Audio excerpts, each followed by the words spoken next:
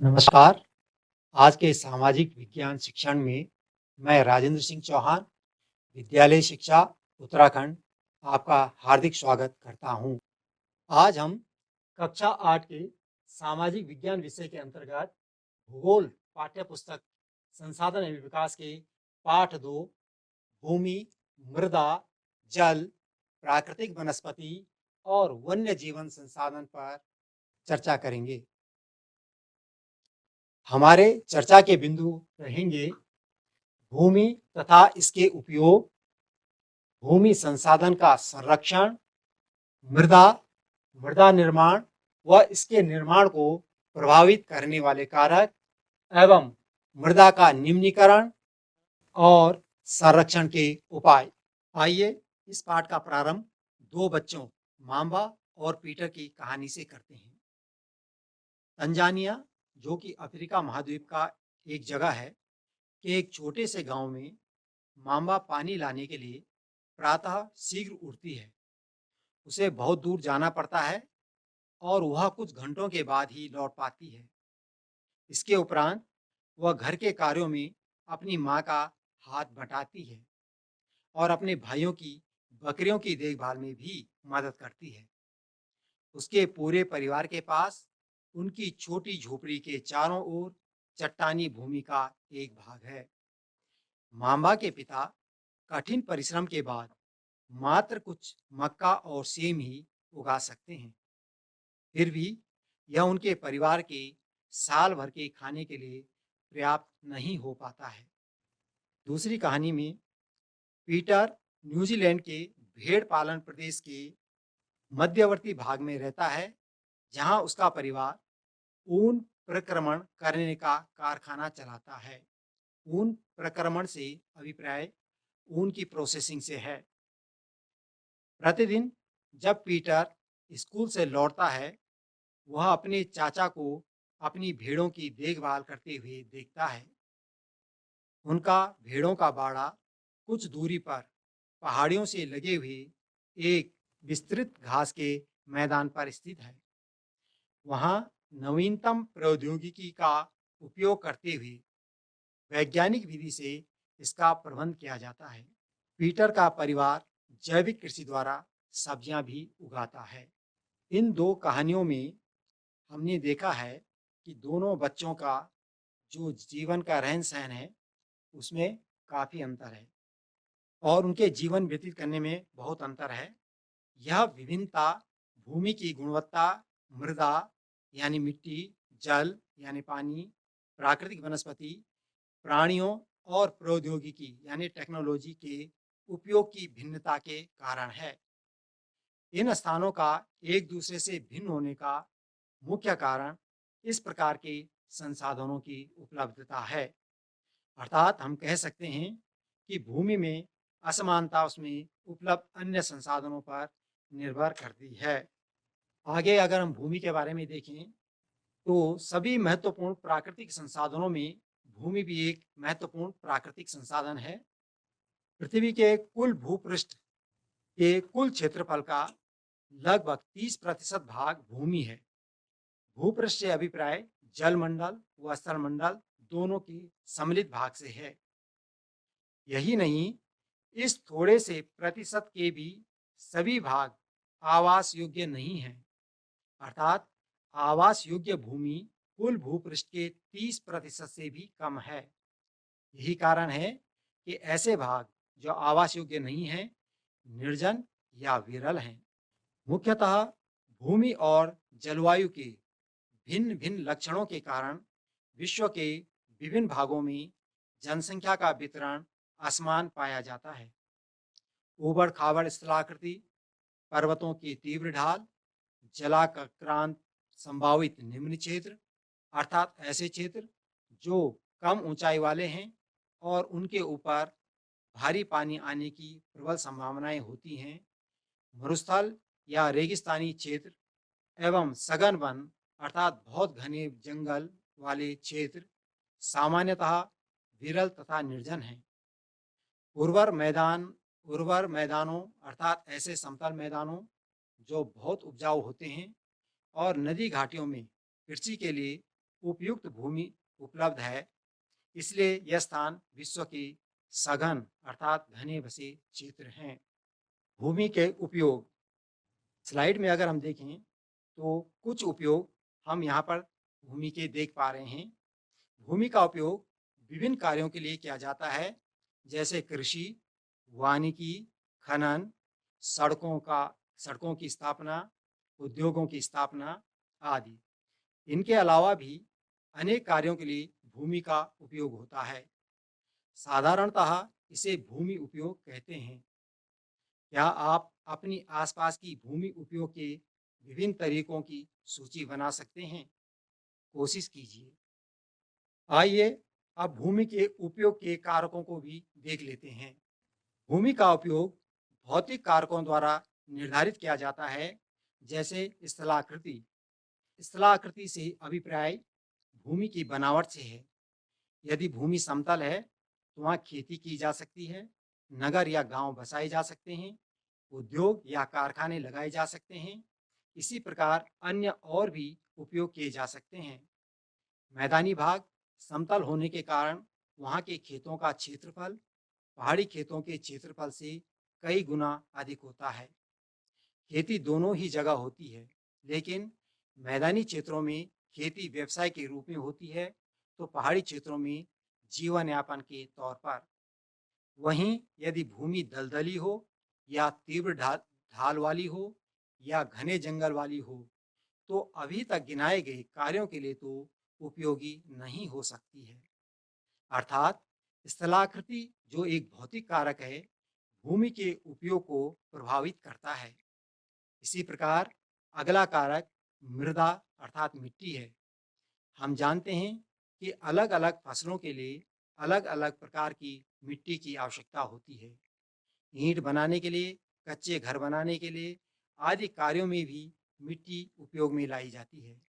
इसी प्रकार भूमि उपयोग के अन्य भौतिक कारकों में जलवायु, खनिज और जल की उपलब्धता भी अपनी अहम भूमिका निभाते हैं। मानवीय कारक जैसे जनसंख्या और प्रौद्योगिकी भी भूमि उपयोग प्रतिरूप के महत्वपूर्ण निर्धारक हैं। स्वामित्व के आधार पर भूमि को हम निजी भूमि और सामुदायिक भूमि में बांट सकते हैं। भूमि स्वामित्व से अभिप्राय भूमि पर अधिकार से है।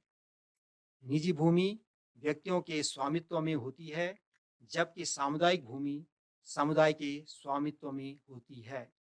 सामान्य रूप से इसका उपयोग समुदाय से संबंधित व्यक्तियों के लिए किया जाता है, जैसे चारा, फलों, नट या औषधि बूटियों को एकत्रित करने में।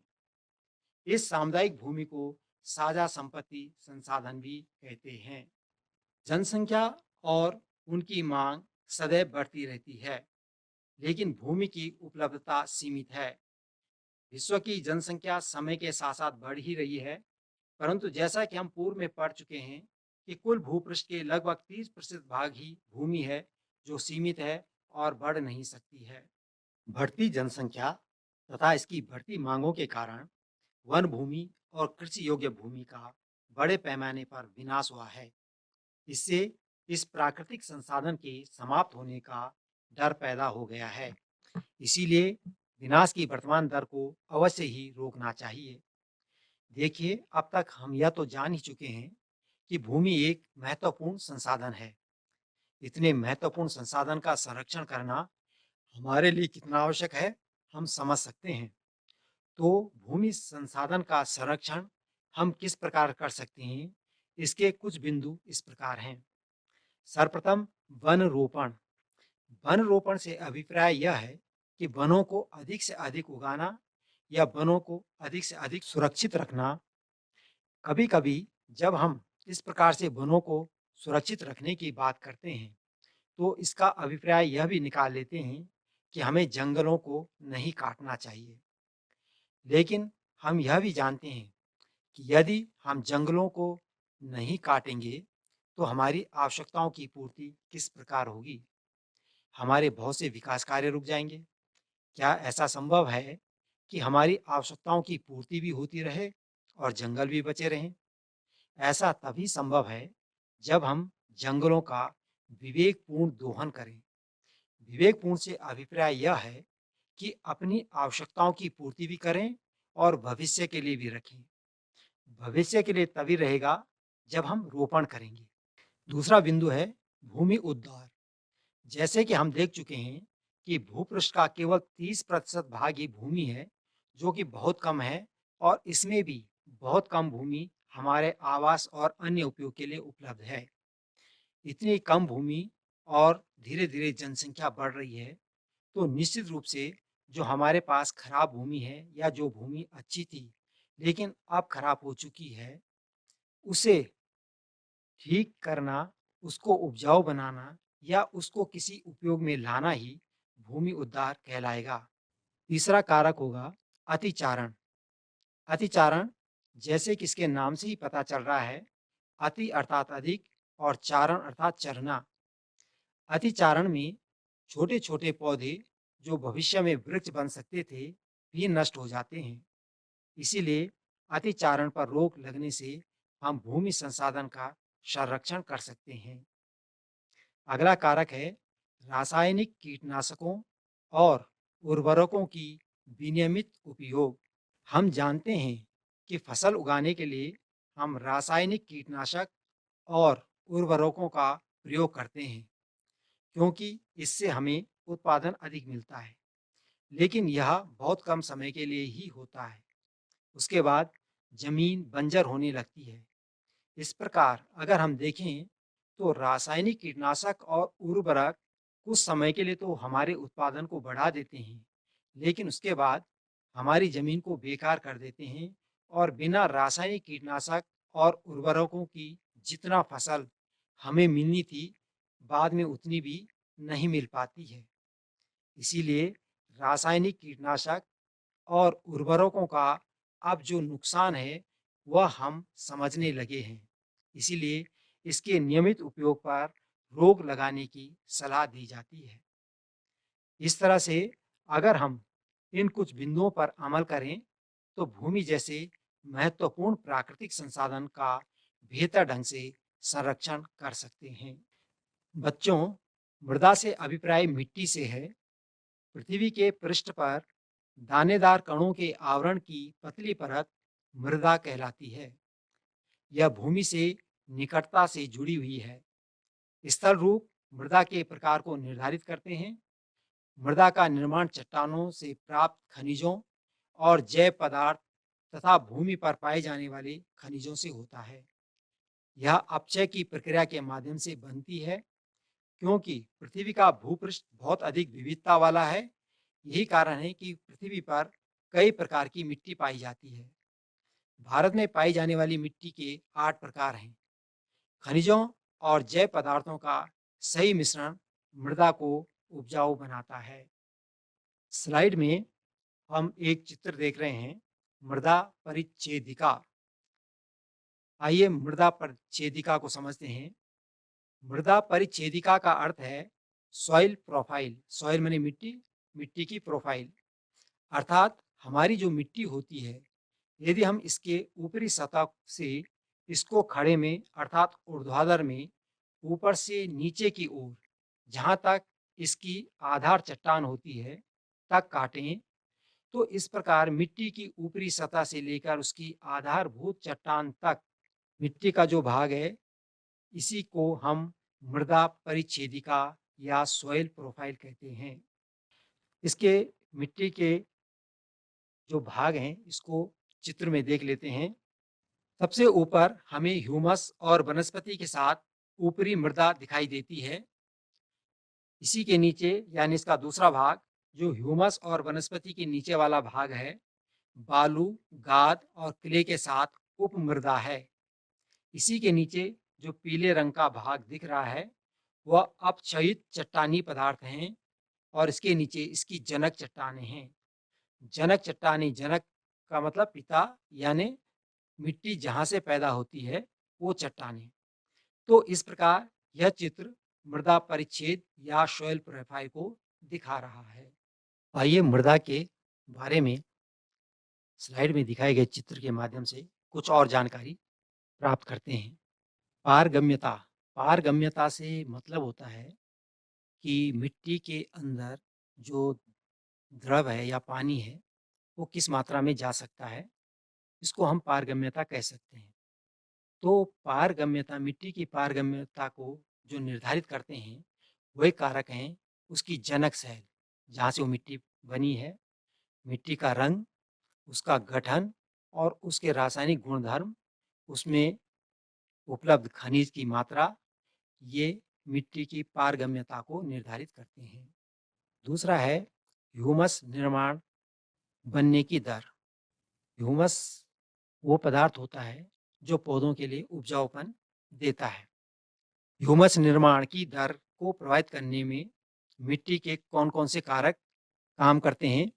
तो मिट्टी में जो ह्यूमस होता है, उसको प्रभावित करने वाले कारक हैं जलवायु, तापमान, वर्षा, अपक्षय। ये ह्यूमस निर्माण की दर को प्रभावित करते हैं।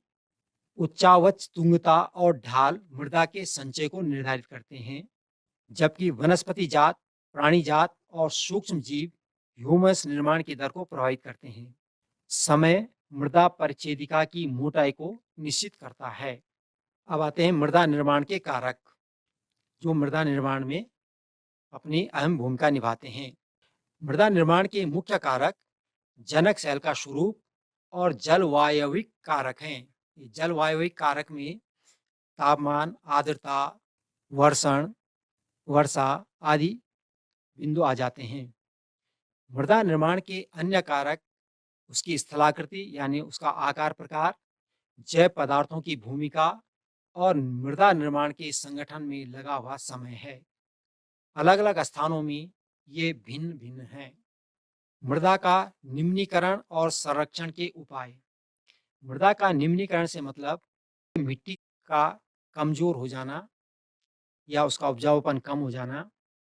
मृदा अपरदन और क्षीणता मृदा संसाधन के लिए दो मुख्य खतरे हैं। मानवीय और प्राकृतिक दोनों ही कारकों से मृदाओं का निम्नीकरण हो सकता है। मृदा के निम्नीकरण में सहायक कारक हैं वनोन्मूलन, अतिचारण, रासायनिक उर्वरकों और कीटनाशकों का अत्यधिक उपयोग, वर्षा दोहन, भूस्खलन और बाढ़। मृदा का निम्नीकरण न हो, इसके लिए हमें मृदा का संरक्षण करना पड़ेगा। तो मृदा के संरक्षण के उपाय भी जान लेते हैं।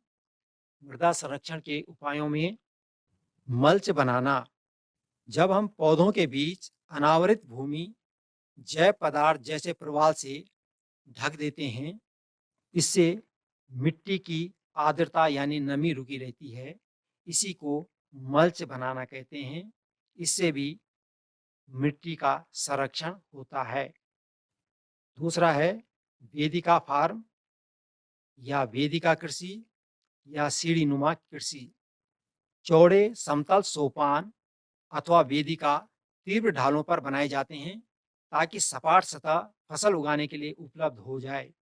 इससे पृष्ठीय प्रवाह और मृदा अपरदन भी कम हो जाता है। अगला है समोच्च रेखीय जुताई। पहाड़ी ढाल पर समोच्च रेखाओं के समानांतर जुताई ढाल से नीचे बहते जल के लिए एक प्राकृतिक अवरोध का निर्माण कर देती है और इससे भी मृदा का संरक्षण हो जाता है। रक्षक मेखलाएं तटीय प्रदेशों और शुष्क प्रदेशों में पवन गति रोकने के लिए वृक्ष कतारों में लगाए जाते हैं ताकि मृदा आवरण को बचाया जा सके। जब भी तेज हवा चलेगी तो पेड़ों से टकराएगी, जिसके कारण मिट्टी में हवा का दबाव कम बनेगा और मिट्टी कम उड़ेगी यानी उसका अपक्षय कम होगा। समोच्च रेखीय रोधिकाएं समोच्च रेखाओं पर रोधिकाएं बनाने के लिए पत्थरों, घास, मृदा का उपयोग किया जाता है।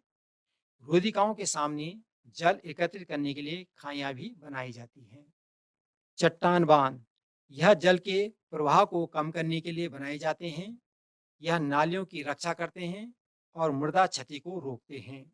बीज की फसल उगाना वर्षा दोहन से मृदा को सुरक्षित रखने के लिए अलग-अलग समय पर भिन्न फसलें एकांतर कतारों में यानी लाइनों में उगाई जाती हैं।